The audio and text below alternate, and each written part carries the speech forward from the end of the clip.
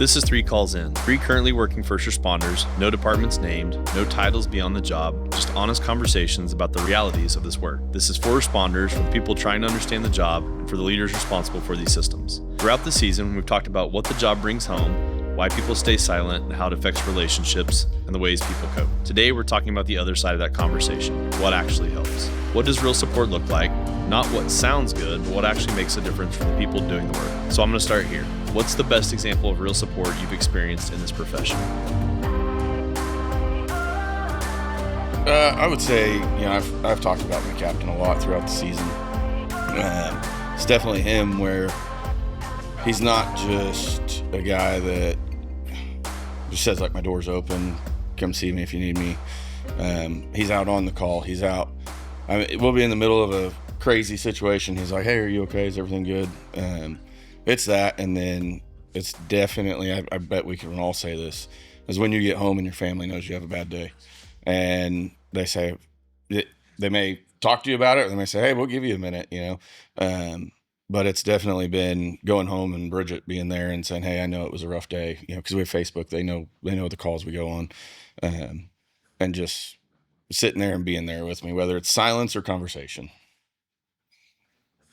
I think I agree. Just having the ability to go home and knowing that if it's been a bad call or if things just didn't go right, having a support system that knows that if something just needs to be there, whether it's your favorite movie or your favorite meal or just the bed turned down so you could have that thing that just makes you feel okay. And then also having that feedback of maybe how something turned out, whether it's positive or negative, because sometimes closing that loop kind of helps you feel supportive coming from the EMS side, because that's not always something that we get. And kind of closing that circle sometimes kind of helps bring it to an end, because it's not always something in EMS that you get. And it kind of helps bring it around full circle, really supports bringing it all the way around, because you always want to know that you always did everything you could to bring the best outcome for those patients. I'd say the best example of support that I've had in the department that I currently work at would be peer support. Your members that you work with, it doesn't have to be on your crew. It doesn't have to be, there's always different crews and fire departments. It could be a green shift, blue shift, red shift, or it could be, A crew, B crew, C crew, however you want to look at that. And I think that when you have individuals that you don't see, especially from administrative point, that you don't see them on a daily basis, and they still walk up and they're like, hey, how are you doing? I saw on Facebook you had a kid, how are things going? I saw you lost a pet. I saw you, and just having that, the feeling like everybody's kind of watching out for each other. It's not so much like the city or the administration. It's just your fellow peers. And so I think that's probably where the best part of support has come from for me, from the department that I currently am at, is my peers. And I think that's one of the biggest things, and kind of transitioning in the next question, is like, we always talk about, things look good on paper, right? Departments like to put all these policies and procedures and these, SOGs and SOPs out to address mental health or just anything in general, from the way you clean your hands all the way, to how you wear your uniform. And I think the next question I really want to tackle is, what's the difference between what sounds good and what actually really works? Is, for me, is how are we going to implement that? What does it look like? Do we have a plan for it? I can get a whiteboard out all day and I can write all these great ideas on it. But if I have no plan of action, or if I ask for no input or feedback on it and I just implement something, to me, that's not going to work. And having trial periods for things, or having good feedback sessions. And I think that the huge difference for me is that what always sounds the best is not always the best for you all, and knowing when to abandon that idea and find another modality. And I think a lot of departments and a lot of, outside of just first responders agencies, a lot of organizations, I had 14 years in retail prior to this, and it was like, sometimes egos would get in the way, and it was, I came up with this idea. It's got to be a fantastic idea. So we're going to keep it until we run it in the ground and everybody's ground down to the bones and dead.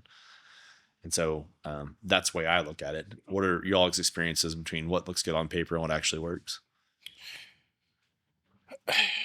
It's difficult because our professions are going in the right direction of recognizing mental health and trying to do things about it, and focusing on it. But to me, saying we have this program and then an incident happens and then we start worrying about the mental health, that's a reactive situation. But getting ahead of it and before those bad incidents ever happen, having a program in effect that maybe a 6 months check in or whatever, your peer supports, whatever it is, that's being proactive about it. And so what sounds good is, hey, yeah, we do have this program that if you're in an officer involved shooting, we have these steps. But what's actually going to be good is before they're preparing you for it. That's a big thing I don't think we do is we don't prepare for the mental health stuff. We just wait until it happens and then we're going to try to fix it. So That was exactly what I was going to build on is what we're always reactive instead of proactive. Why aren't we putting tools in our toolbox instead of why are we always reactive instead of proactive? What's wrong with talking about things? Why aren't I mean in school we're taught history. We're talked about what has happened in the past. Why is it so bad to talk about learned experiences from people that have come before us? Um, Correct me if I'm wrong, but in law enforcement, do you not take case studies from prior experiences from prior law enforcement and study those things and say, what was good from this experience, what was bad from this oh yeah. experience, and learn and see how you could do. I know in EMS, we pick apart different experiences and say, hey, this is what this person did good. This is maybe what they could have done better. And in different fire experiences, I don't know. Do you not pick apart those? Hey, maybe we could have Oh went yeah. from this part. Maybe we could have went from that part. I don't understand why we can't, as first responders, look at different situations and say, hey, I know in in my past experiences when I've had coworkers that have succumbed to their demons, I've looked back and said, man, we've all seen it and said, I saw this. How did I not see that coming? Why can't we learn from those things and start putting tools in our toolbox? I know that's hindsight's 2020, but let's start putting those tools in our toolbox and move forward. And it's just like Shane said, let's start doing that and build on those things so that we can hopefully prevent further tragedy. And then knowledge is power. And then we're feeding that into our communities too. Well, and I think in all three of our professions, whether it be EMS and medicine or tactics in law enforcement or fire attack and fire, like I'll use the Columbine for instance. Like we learned a lot from that as Hmm. law enforcement, and we've changed how we've done things. And we always look back at those, and we'll change our tactics and advance our tactics and be proactive about that. You don't see SWAT teams doing what they did back Hmm. in the '90s and early 2000s, but we still don't do those studies and trying to figure out, hey, how can we do better mental health before it gets to that point? Hmm. So, I think the big thing with that though is, and you brought up reactionary versus preparing for things, and then another thing that you had talked about was case studies. Touching both those on the subjects, we are all in a profession that we react to everything. We essentially, and this is weird to say because it's not true because we have community preventions in all these different areas, but we essentially our jobs are based on reacting. And I don't think when you get in this profession, your mind, your processes, your thought process is something happens and then we do something. It's not we do something to prevent something from happening.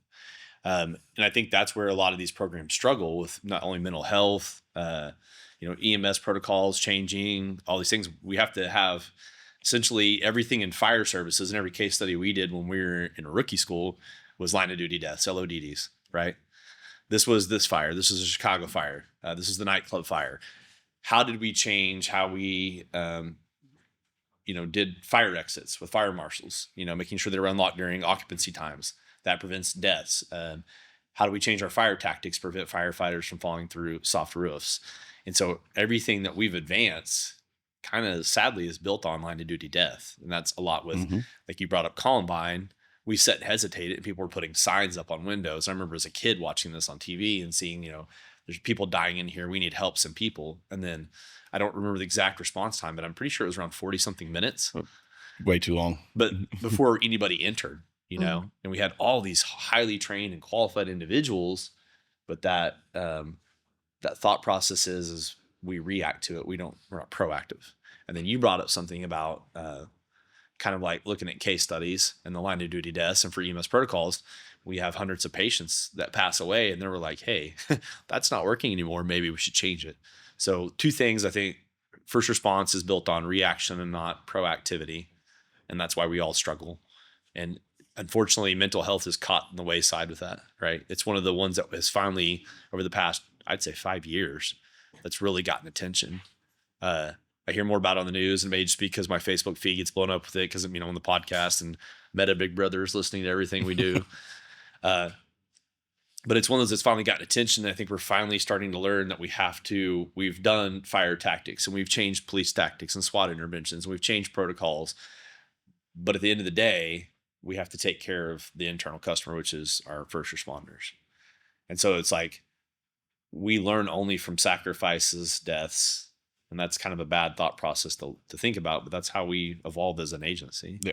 Well, I don't, and I don't mean this disrespectfully, but I think that we do really have to look at it from that thought process, because as we evolve as a society, we have to remember as first responders that not only is our patient our customer, because I really like what you bring with your thought process to the table, because not only is our patient our customer, as much as that kind of makes my skin crawl, but I love that about you. I genuinely do.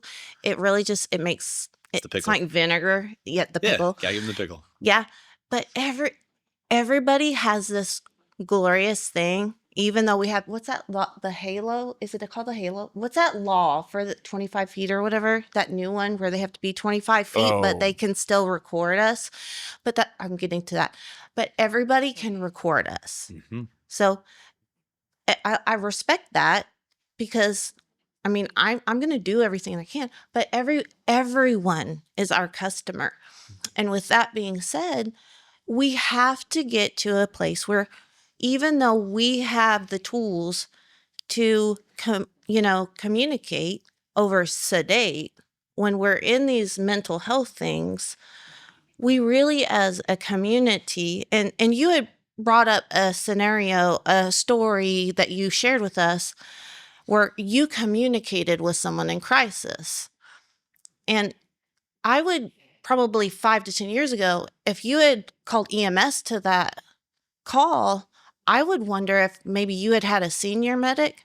They may have just, showed up and gave them 5 and 5 and knocked them out. But if you had a younger medic, they might have just joined forces with you and partnered with you and communicated. And that would have just been the difference between.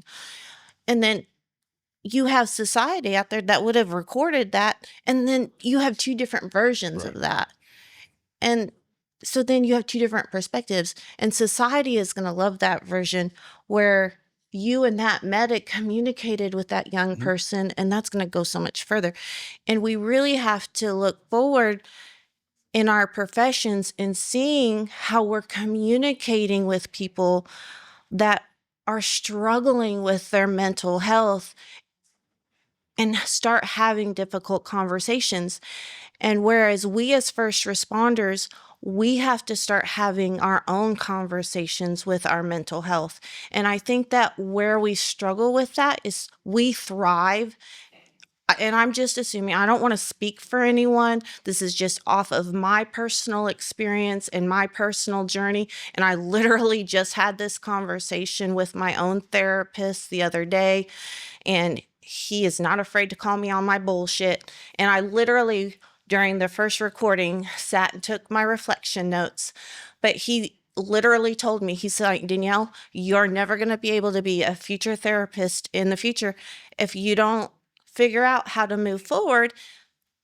And he may not have been that like harsh about it, but he's like, you live in chaos. You have to find calm because you've spent 25 years in chaos, because that's what we do. But you can't be a therapist if you don't find calm. But that's what we do. We are in chaos because that's what we're called. Because when someone dials 911, we're called into that person's personal chaos. And that's where we come in, and we struggle in our mental health. And we have to learn to accept the chaos and find the calm. And it's a struggle. And that's where we need to start being proactive instead of reactive, and start putting tools in the toolbox and be supportive. I know and for push the education. our department, kind of talking on and touching on what a department's done for us that have made a difference. Like over the past couple of years, and I said, it's been brought to light the past 5 years. The department I'm currently at has done a great job of building this peer support team. So identifying individuals throughout the department that can be there if you're having a crisis, either at home or even from on the job, and it kind of loops in kind of two talking points that we really want to go over is what qualifies as somebody as being safe, right? Somebody that you feel like you can confide in. And then also, what has your department done? So kind of just combining those two together ours have created through the peers have created a peer support team of individuals that are really invested in. It's not always, this is the big one, as I always tell people, is that peer support doesn't have to always be faith-based. Mm-hmm. We look at it a lot of society, and we really hold on to this, that, find your calmness in faith, whether it be the Bible or whatever. Sometimes it's just sharing shared experiences, or just being like, hey, you can open up and vent to me. It's going to stay here. I'm a safe person. And so our department that I'm currently at has done a really great job of building that peer support team, identifying those individuals, getting that, those individuals out there and visiting stations and being like, hey, we know you have your, EAPs and all these different things the city offers. And you may not trust your EAPs because we're all very skeptical of anything, especially working, government, right? You're always skeptical of like, where's that information going? Did I sign a form when I got hired that told me that that they could have all my information? What did I sign when I first got hired? I know there's some kind of little sneaky form in there that they're going to get all this information and then they're going to weaponize it. Yeah.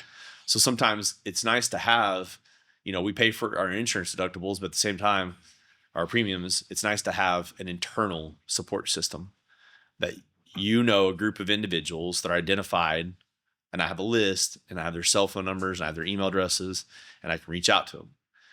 Now, coupled on the backside with what makes someone feel safe, someone that we can confide in. We all have loved ones, whether it be our spouses or family members that we can feel space in. But to me, I feel like what makes somebody safe is confidentiality. Being able to have what I consider a safe space or a shared space where you can feel comfortable.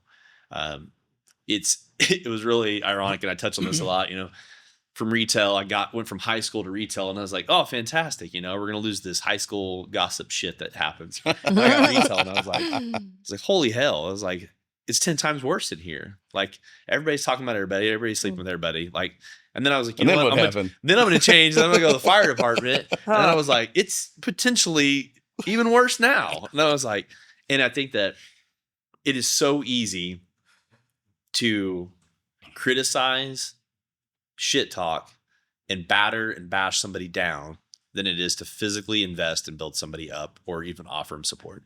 And I've gotten caught up in that, what we call the coffee table talk or the morning table talk.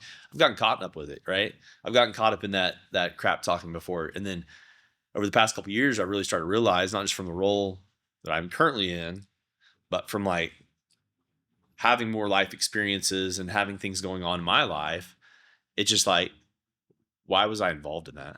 Like, what made me feel like I needed to join in on that parade, right? And it just, It's like the people who speak your name in the rooms you're not in, the ones that defend you are the ones that you can consider safe. The ones that trash talk you, don't care about their opinions, you know? And so to me, someone who feels safe is someone who can share a shared space or a safe space with you, confidentiality, and be empathetic with your situation. And a lot of times we don't, as a society, and I feel like English teachers out there, we got to do better with how we teach these kids. You got to take these differences between empathy and sympathy, and we need to drive it home. Sympathy is from a shared experience. Empathy is, I haven't experienced what you've gone through, but I can only imagine how you feel. And we struggle with that as paramedics and EMS providers, hardcore, because we see in the back of the truck, and it's like, I know what you're going through, and it's hard. No, you You don't. don't. No, Have you you been in don't. RVR? I don't think so. Have you ever had your loved one? Like all these different things. You don't have kids. How can you actually feel how I feel right now? And I think that driving home that word, I empathize with you. Like, I'm not going to walk up to you and say, hey, man, I know what you're going through. I don't, right? I've never been in an officer involved shooting like that. Or I've never been in, a suicidal subject that I've had to talk down, from an armed response. I'm going to say, hey, Shane, if you need something, let me know. I can only imagine what you're going through. And that's where we'll leave it at. When I went through the FBI's negotiator class, that was one of the things they brought up. When you're negotiating with barricaded suspect or whatever it may be, like the one thing they tell us is never say I understand. Yep. Because you don't. No matter what, you do not. So when you said that, it immediately made me think of that. Hey, don't say I understand. You don't. You don't know what they're going through. No. Whether you've been there or not. Yeah, you don't know what they're going through. For me, what makes someone feel safe is trust, which goes into the confidentiality. There is in law enforcement and probably in y'all's professions as well, we have to kind of trust everybody that we're working with. But there's just a different level when it comes to feeling safe, because I can go trust that I'm going to go into this building and this guy's got my back, make sure I don't get shot. But then there's the trust of, hey, I'm going through this, this is a struggle, or I need to talk, whether it be job related or not. I have a list of people that I know that I can trust, that they're not going to tell anybody, that they're not going to make the world know what my issues are. And it's current people I work with. It's people I've never worked with that I've just trained dogs with, to people I worked with in the past. And that's the big thing is, I have one buddy that me and him are best friends, and then our spouses are best friends. And I will tell him something, and then his spouse will have no clue what I said, but my spouse has talked to her, and they're like, they will not tell each other. Oh, yeah. Just that much. And like that to me, like I know I could call him and say, I killed somebody and hid their body, and he's not going to tell anybody. No. Yeah. Like he's proven that. Buried stays buried. Yeah. And then my spouse would never find out because he's not going to even tell his. I used to have firemen that would be like, oh, your wife took care of me in the ER. And I'm like, what? And they're like, she didn't tell you? I'm like, no, she doesn't tell me anything. Like, yeah. I had a full heart attack. She took care of me. I'm like, and I'll go back to Jess, and she'll be like, yeah, it's not my job. My job is not to come tell you what goes on inside the ER. It's protect it legally, and they've trusted me with that confidentiality, and I'm going to keep it that way. But I like that. The professional trust and the emotional trust are two different things. Huge layers. I can like working with somebody and would not hang out with them outside of work. And there are people that I hate working with on a daily basis, or don't enjoy. Hate's a strong word. I don't enjoy working with, but I can hang out with them and we can just shoot the shit all day, and I love it. Yeah. So for you, what does that look like for you for a safe place for EMS wise? How would you define that as somebody at work? It's got to be hard for you because like you're stuck with one person in a truck all day. Yeah. I think that it just comes to just making sure that it just stays very professional, that it's just known that it's that person's emergency, and that you understand that if you got something that you need to, when I have conversations with my partner, we have to have an understanding that in EMS, the burnout is so high, and I have a lot of empathy for everyone in EMS, because I have this ideology in my head that as and Justin, I'd love to hear your thought process on this, because as I went through paramedicine, I think back, and when I was like this baby paramedic, and I would like reach on to all these senior paramedics, like, can you please not let me kill anyone? Yeah.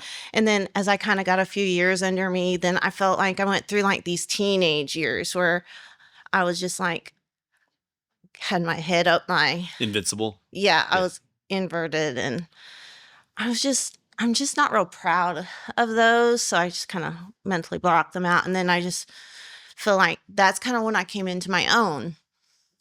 And then that's when I kind of really started having these conversations with other paramedics, younger paramedics. And I'm like, as you go through this career, I'm like, you have to really remember that these are not your emergencies. So whatever you feel like you need to say right now, I would really rather that you say it on the way now and not in front of these people, because I would really rather you not make the mistakes that I made. Because as I think back over the years, there's just some things that I can't undo because I was just young and uneducated and ignorant, because you can't take them back. When words leave your mouth, they don't get to come Yeah, back. you don't get to take Yeah. them back. And I don't feel like I said them maliciously. It was just because I just didn't know. You just don't know. And like responding to things like, I've been sick for 2 weeks at 3 a.m. after your 13th or 14th call. And yes, that's an over exaggeration. But as you get older and more experienced, you're just like, and you have this like EMT that's 14 years younger than you, and they're like screaming at the radio because, yes, sure, dispatch intentionally sent you, and they just know there's a closer truck. Set to ruin your whole day. Yes. Yeah, that's my They're favorite. just out to get you. You're being They targeted. have this hidden agenda. No, they're not. Can you just calm down? Yeah, I love, no. But I'm just, those are those things. And I'm just like, those don't really particularly make me feel safe. So I try to have those conversations to see how those feel. And then after you have those bad calls, that really makes you see the real people. Like those reactions. And I'm like, so how do you feel about that? And they're just like, wow. That's how you see the other side of people. And they're like, I wasn't prepared for that. And I'm like, yeah, that's real. So that same person that you talked about, now this is real life. And they're like, wow. So it just kind of slows you down a little bit, and it makes you have real conversations with people and makes them realize that before you talk your shit in the ambulance about one call, remember that next call is like real life slapping you in the face. And it's real hard, like you said, because you are stuck in the ambulance with the same person for 12 hours. So it kind of takes a little bit to warm up with someone before you realize, how much am I just gonna, like, before I answer my phone call with my husband, because maybe last night didn't go super great, and we're gonna hold on, I don't know if I'm ready to talk to you about Big how ears and big mouth. Yeah, how you pissed me off yet. And, Hey, I'm just glad, like, somebody rides in my truck with me all day, but he can't talk. So, my dog hears a bunch. Yeah, but They are sometimes when you get in the ambulance, and it's like, you look over that partner that you maybe have worked with before, and you're like, this person's as dense as lead. I'm not having a conversation with them. Like, I just need you to do X, Y, and Z and don't do anything else, right? And you're stuck. You just drive. And you're like, do I want to, and then you're like, okay, do I hurry up and start my IV now, or do I have time to and or it's like, do I get everything done or do I do, and, but you want to have conversations Yeah. and it's like this and that. And it's, and it's just everyone sometimes is so angry because they're tired and all this is going on at home. And it's, but it comes down to having conversations. Hey, how are you? And then they're like, because I had one partner one time that's like, I don't like small talk. I don't like this. And I'm like, It's gonna be a long Yeah. shift I'm for like, you. that's Then. Lucky for awkward. you, I don't And talk and small what's talk, only crazy big is talk.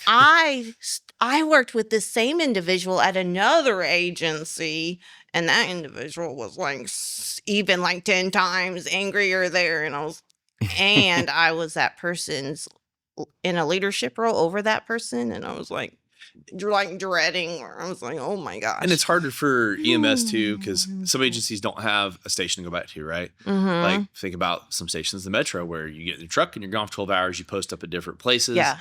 And so, Then you're you- like stuck. yeah, you don't have a place like, Yeah. I can go to the bathroom, or I can go to the kitchen, or I can walk Or off, your right? bed to take a nap. Or my, now that was great back in the day when I could. Now I can't. That was one of the big. We had this conversation yesterday. Me and another guy. He's like, he got moved over to administration. He's like, I sit here and eat lunch with everybody, and they're all like, "Well, we're gonna go take a nap now." And it's like, I can't take a nap anymore. And it's like, I know, it's sad, right? Like grown children, but you can't. You don't have a place to get away. So Oh, if you want I've to do done something that. by yourself, you have to go to a gas station and like go vent while you're getting a Slurpee or something, right? Because you're back in that truck for 12 hours and you're I've posting been up. there. Yeah. I know. Oh, I Without have. saying where at, but yes. Yeah, I know. And that person, if you have somebody who's angry and you're angry, Oh, Oh. I've been And there then too. Been it's there, like- done that. it's like the next 12 hours is going to be hell plus all the patients. I feel bad for them, and you're thinking about these things, and you don't almost have, I would say decompression is what you lack, because you have nowhere. It's a safe space when you're in that truck, when you're on posting for 12 hours. Whereas, And then dispatch posts you in the worst part of town. puts you 23rd, 935, at the on queue and across Now the I'm- liquor store. At I don't 2:30 even wanna in, get out. in the Yes. morning. Yeah, I was gonna say, I know that those bad places exist, Yeah. but it's like, it's harder for, I think, EMS too. And you like you said, you have someone rides along with you and doesn't talk to you, right? May try to accidentally pee in the car or something, but Twice yesterday. yeah, see, so you got worse problems than at least the partners half the time. Usually, sometimes they don't At urinate least in the car. Yeah, your But- partners don't shit the truck. Yeah. Well, I don't know. There's firemen, so it's a big ask. But it's harder for EMS, because once you get in that role, it's like, it's a roll of the dice. If it's 24 or 12 hours, I'm sitting next to this person and I have to cooperate with this person, and I'm going to put in a stressful situation with this person. So I want to be able to feel safe enough to talk to them and have those conversations. But starting off, I don't like small talk. Well, excuse me, I'm sorry, you just built the wall up in between the two seats. It's already going to be awkward for me. It's going to be awkward for you. So if I have a hard time with the next call, I honestly, like, you set the tempo for that day by saying you don't like small talk. So now if I have difficulties with that call, I have nowhere to go for 12 hours. Yeah. Besides a text conversation with a loved one or somebody else. So you have to be each other's support partners. And I feel like EMS, it's like the mental health struggle there is more because it's you too. It's not you and 3 guys at the station or 3 firefighters at the station. It's not you going back and talking to your family or your captains or whatever. It's you have to be with that person the rest of the day. You know how I fix that shift Yeah. with that person? Ice cream. No. I took all the calls. Is I was like, this is miserable. that how that works? I would have Yeah. said that a long time ago. That I don't like shift small was talk. it was Instantly. miserable. I just looked over at that partner and I was like, your driving sucks. Or my driving sucks. Yours is better. I'm I'll take taking all the calls. Yeah, I don't want to be upfront. The whole with you. mood changed. So what have departments, when we start looking at these questions, what have departments done? And what does it look like what are these departments spending money on, and does it work or does it not work? Like, without speaking directly to departments that you're tied to, what things have been implemented in the past or present that have worked that your departments have done for mental health? We're kind of fresh into it, a few years into it, which is nowhere near, we should have been doing it a long time ago.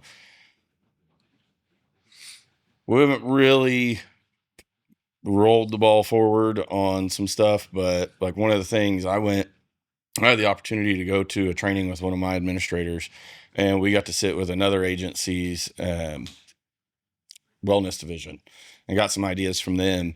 And it's something that we've really started talking about and are wanting to implement. And we've just kind of, the two of us just kind of started talking to people and trying to be better about ourselves when it comes to some of the conversations with people. So really seeing that like starting to take emotion is pretty cool. But I've also been somewhere where they said, nothing really bothers me, so it must not bother y'all. And it, not letting, I think the biggest thing is like for a very long time, all of our professions, they didn't realize, nobody from the top to the bottom, nobody realized that we're also human. And we have to treat ourselves like humans. So just because, yes, we are going to somebody's emergency, but that creates stuff for us. And being a human, it's going to affect us. And so for a long time, we did that and we didn't do anything. It was, let's worry about, our vehicles and our uniforms and what badges and our patches and spend money on this and this and this, which like we're grateful for. We're grateful that don't have like god awful uniforms we used to have back in the day. And the vehicles and everything, all the equipment, we're happy we have that, but now we need to also find in the budget that money to spend on a wellness division. And I know, like your agency has one. And so for us to start heading in that direction, like we feel big city, man. Like we're like, this is awesome. So we're getting there of trying to do that. And so it's really cool to see our department starting to, like, guys are calling each other and, hey, how are you? I saw that, like you said earlier, I saw this on your Facebook and I saw this. Like, we don't hang out every day, but No. We've started it started out with just our patrol guys and our deputies that were just doing it to each other. And then now some of our supervisors and administrators are getting into it, and it's been awesome. Good. So. Oh, don't look at me, Justin. I can't. That's what bounce that question back to me. You're not gonna get anything positive. I've done nothing but fight for mental health and EMS over my career on this topic. I fought and failed, unfortunately. I fought leadership and administration. When I left my first job, I had heard rumor that they had a on-site provider, and I say I know that they had one on site for a little while, and then and I heard allegedly rumor that they had let that therapist go, and I don't know what the allegations were that they removed that therapist. And then last I heard that, I don't know, past an EAP, I don't know what they provide. And then I was actually where I work now looking up what they provide me going into today for mental health services, just to see what I could get, and trying to navigate my EAP. If I had been in crisis, I'd have just been better off just dialing 911, because I was trying to schedule for a therapist and I was trying to navigate this, and because there's a rumor going around that we don't get any at all. And I was trying to fight with a coworker saying that's not true, because I didn't want rumors going around that if there was someone else listening that may have been struggling, that they weren't going to get anything. I was like, don't say things like that. Someone might actually hear you. Believe you. Yeah, and believe you. I was like, I'm going to prove you wrong. So I'm trying to get all this downloaded and set up, and then I couldn't even make it work, because it was like, if you need to see a therapist in FaceTime, call this number. And I was just like, oh my gosh. But I kind of want to step in on this. Yeah. And I don't like the word fail, because you didn't fail. Because even if something, it's like, like when we put in budget requests every year, or you put in for promotion, or you put in for a new job. My son just turned 16 and he's going out there and putting out all these applications. He's getting these denial letters, we're not going forward with your application, not going forward with your application. You can just see this like overwhelming, like, I'm a good worker, why am I not getting hired? And I don't like the word failed, because you attempted and you tried, You didn't fail. The other side possibly failed you. And you didn't fail because someone in that same room with you saw that somebody cared. And so that may inspire them to continue that fight. Battles like that are not lost, they're just prolonged. And you've got to keep pressing forward, because when we think about failure, we shut down as humans, right? We get shut down on, going on a date, or somebody breaks up with us or whatever. We start shutting down. We start introspectively looking at ourselves as we're failures. You're not, right? You tried, you attempted, you were unsuccessful, but you didn't fail, because someone in that room with you is like, hey, she cares about mental health. So I feel like I could go to her as a safe person. So you've established yourself as that. But they also see that as in maybe 5 years, they're fighting that same battle for you. And maybe they gain ground and they get somebody who listens to them. It's like budget request, right? I put the same budget request in year after year. I have to know, I annoy the shit out of somebody in the city, because it's the same thing, the same wording. We still haven't had it since 2019. I've asked for this. 7 years later, I put all those words in there because I'm going to ask for it and ask for it and ask for it. Because when they're like, well, why didn't you ever ask for this? I'm going to say, well, for 7 years I have. And here's all my documentation. When a line of duty death occurs or someone takes their life, I have been pressing for it. Here's what I've done every year for it. And we still haven't gone forward. So I have not failed at my attempts. The backside has not been successful. So use the word failure very carefully with that, because I don't feel like you have. I feel like you've just either set it up for somebody else to carry that torch later, or at least, spark something in somebody's interest. And that goes for law enforcement. You're on a call and the subject ends up taking their own life. You did everything you could. You didn't fail as a negotiator. They may just had more demons than you could have taken care of. Yeah. You didn't fail. You were successful. You set out to help that person. You couldn't get to that point because the other side didn't meet you. Right. And so I look at failure as, the word failure itself is, we use it a lot in every facet of our life. And I feel like you're not failing. I feel like you did a great job. If you pushed for it, you did what was right. And I think failing is only if you don't try.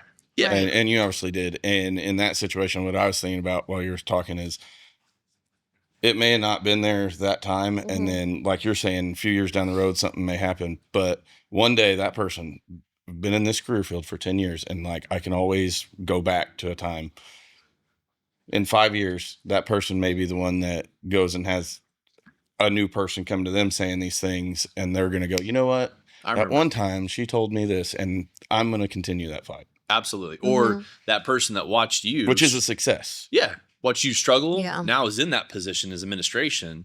And it's like, I remember she was fighting for this. I'm going to pick this back up now that I'm in a position of where I can do something. So I'm proud of you for doing it. It's always so frustrating, especially, in just the rumor. It's like, it goes from this, and then it goes to this, and it goes to this, and it just picks away at especially in EMS. And it's like, we went from having the rumor mill. I think I left that word out. The rumor mill.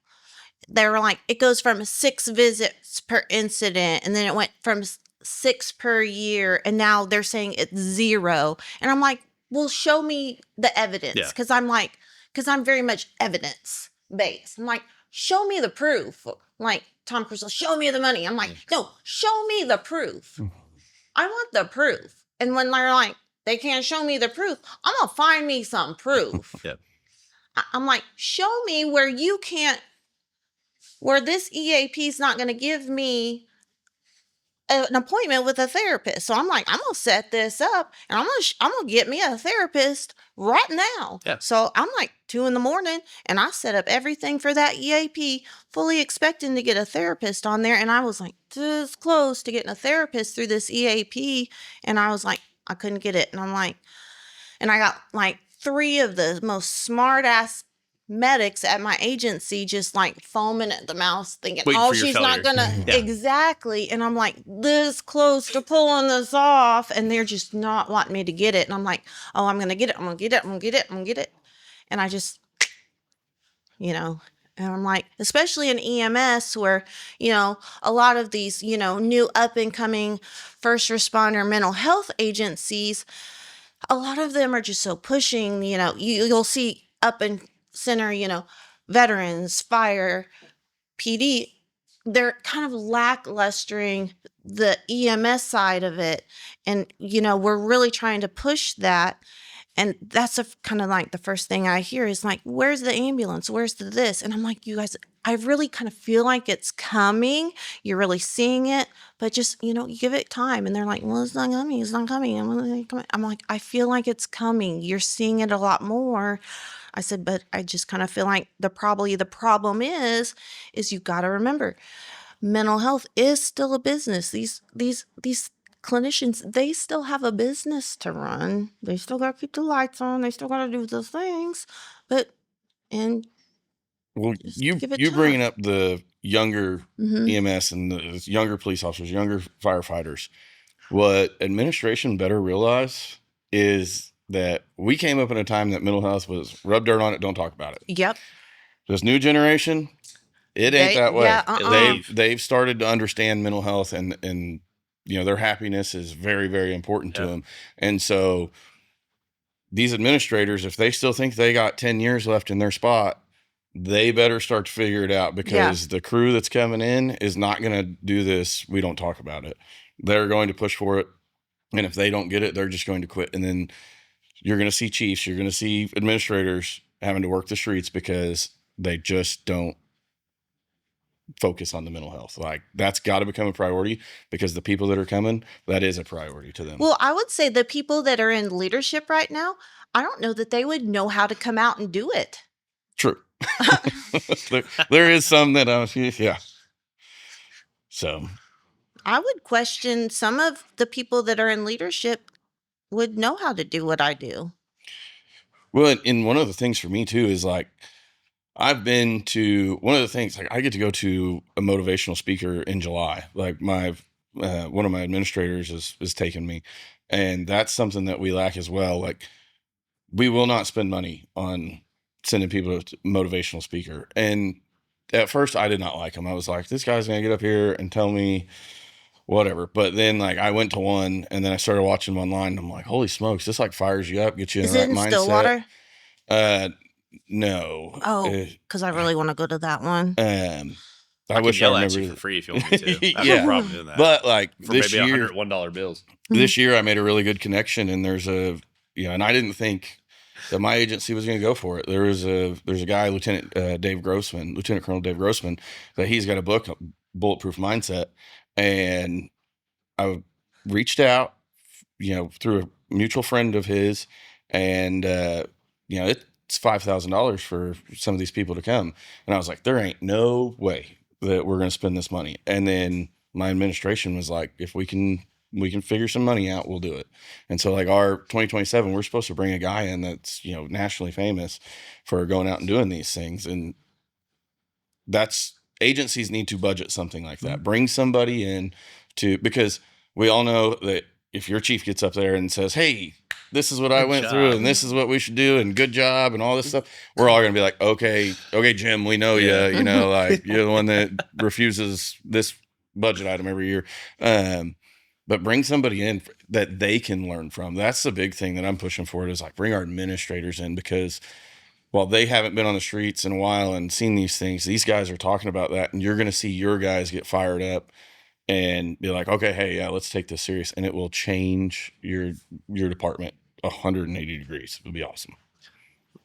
Last question I think I'm going to follow up with here is what's one thing today that every department could start doing tomorrow that would make a huge difference? So if you could pick one thing, I'm not talking about structuring down a whole division of mental health, but what's one thing that you could see that would start moving that needle forward?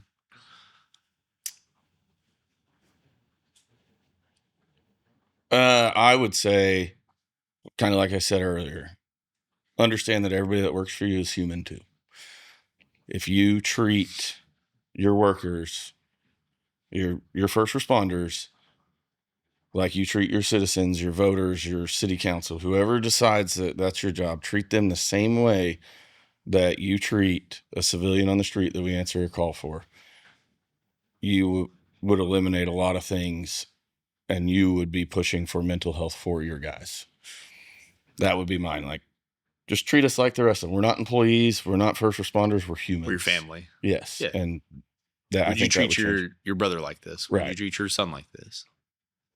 Because we all know that if you're the chief of somewhere and your brother rolled up on an accident with 3 dead kids and a mom hanging on to her life, you're going to check on him. Hey, what do you need? Hey, I need to help you. This is what we can do. This is who you can talk to. Like, just treat us like that. Treat us for one of those people, because you do it for your own family. Do it for us. Yeah. To hit on what Shane said earlier, is as these younger generations are coming up and learning from them, is to remember what calm looks like, and really just centering on that and not getting caught so much in the identity of being a first responder, and remembering what life looked like before life became a first responder, and enjoying that and centering on that and enjoying that and listening to the younger generations and moving forward, because I believe that they bring so much to us. One thing that I would change today, that if I could just say snap the finger and be done, would be the same thing you said, is just the mindset. Just change the mindset of how you look at your employees. I feel like sometimes, I'm not specifically saying this to one role or one entity or agency or a portion of a city government or even a hospital administration, but stop saying and stop thinking that people are leaving for X, Y, and Z. Stop thinking and saying that people are taking sick time for X, Y, and Z. Stop building these predetermined thoughts and start asking why, right? Hey, so I took 4 or 5, 6 shifts off. Everything okay at home? Not, hey, are you taking it off because you don't have vacation time or you don't know what's going on, right? You're taking much sick time off. What's really going on? Well, I had a bad call. It's really stressful. I've been calling in sick lately. Don't know how to deal with it. Had some issues with alcohol, whatever it is. Start asking why people are doing these things. Why are we leaving? Not, that's turnover. That's what happens. They're going to X, Y, and Z department, or they quit and they went somewhere else because something was better. Maybe it wasn't. Maybe it wasn't better. Maybe they just couldn't no longer function in the role that they're in now. Maybe it was too much for them to be where they are at now. And we love to, just like go into a call. We love to pre-build the call out before we even get there, right? We get 4 sentences from dispatch and all of a sudden we know exactly why they're calling, right? We know what we're going to roll up in, and then we open the doors and the person's been dead for 2 hours, Mm-hmm. And you're like, I thought this was back pain, or it's a back pain. They've had it for 3 weeks and you walk in, they're having a AAA. Yeah, it sets you up for failure, and it's not healthy. And that's where I think, like Shane touched on it, we have to change our thought processes. And that's what I want. A dollar amount's not going to fix things. No. A budget's not going to fix anything. You can throw as much money as you want at this hemorrhage, and it's not going to stop it. It's not going to clot the arteries. It's not going to stop the bleeding that's mentally going on in this first response agency. You've got to start using your brains, and you've got to start using your emotions. You're born with a heart. Frickin' use it for the better part of my friendships.